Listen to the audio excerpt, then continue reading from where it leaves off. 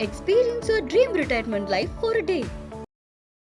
உண்மையான சுதந்திரம் 2014ஆம் ஆண்டுதான் கிடைத்தது என்று நடிகையும் பாஜக எம்பியுமான கங்கனா ரணாவத் பேசியது சர்ச்சையான நிலையில் அவருக்கு நீதிமன்றம் சம்மன் அனுப்பியுள்ளது.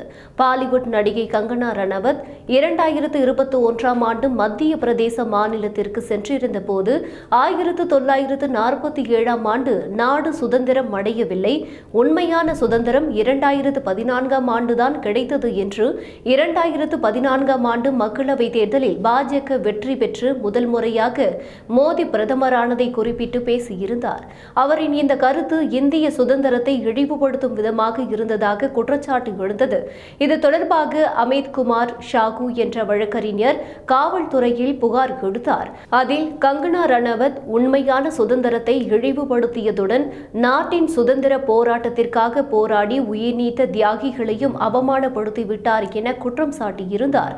அவரின் புகார் மீது காவல்துறை எந்த நடவடிக்கையும் எடுக்கவில்லை.